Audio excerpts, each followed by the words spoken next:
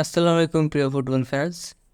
Liverpool নিজেদের সর্বশেষ ম্যাচে ক্রিস্টাল প্যালেসের বিপক্ষে 0-1 ব্যবধানে জয় তুলে নিয়েছে, যেখানে ম্যাচের শুরুতেই 9 মিনিটের ভেতর মিডফিল্ড থেকে ভার্জিল ভ্যান ডাইক তার লেফট ব্যাক সেমিকাসকে পাস করেন। তখন অসাধারণ একটি থ্রু বলের মাধ্যমে কোডি গ্যাকপোকে খুঁজে পান এবং কোডি গ্যাকপো সেখান থেকে কাটব্যাক করেন বলটিকে, যেখান থেকে ডিয়েগো জোটা একটি নাম্বার 9 ফিনিশিং করে আসে।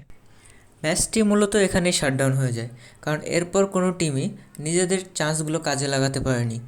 একদিকে ক্রিস্টাল প্যালেস কয়েকটি হাফ চান্স তৈরি করেছিল, কিন্তু সেগুলো গোলে কনভার্ট করতে পারেনি।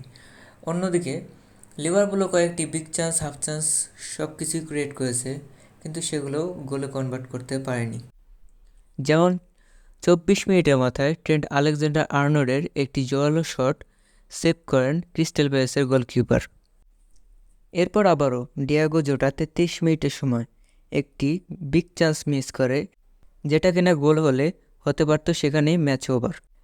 লিভারপুলকে এই সিজনে প্রিমিয়ার লিগ টার্গেট করতে হলে অবশ্যই আজকের এই ম্যাচের থেকে অনেক ভালো পারফরমেন্স করে যেতে হবে, কেননা আজকে অনেকগুলো প্লেয়ার নিজেকে হারিয়ে খুঁজছিল। যেমন ম্যাকঅ্যালিস্টার আজকে খুব বেশি কমফোর্ট মনে হচ্ছিল না, তাই আজকে তাকে 45 মিনিটেই সাব করে নেওয়া হয়। আমরা যদি আজকে লিভারপুলের স্ট্যাটিস্টিক্স চেক করি, তাহলে বুঝতে পারবো লিভারপুলের পজিশন ছিল 69%। এর মানে ক্রিস্টাল প্যালেসের থেকে পজিশন ভালো ছিল, কিন্তু পাসিং অ্যাকুরেসি খুব একটা ভালো ছিল না। পাসিং অ্যাকুরেসি মাত্র 85% ছিল।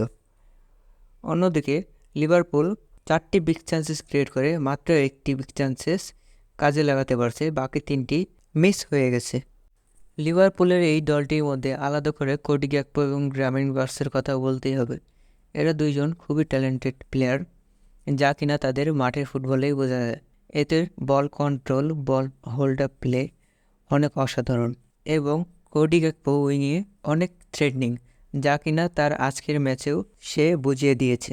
ব্যাস, আজকে এইটুকুই। ফুটবল সংক্রান্ত আরও অনেক ভিডিও এই চ্যানেলে আসবে, তাই টক ফুটবল বিডি চ্যানেলে আপনাদের সবাইকে সাথে থাকার অনুরোধ করা হলো। ধন্যবাদ সবাইকে।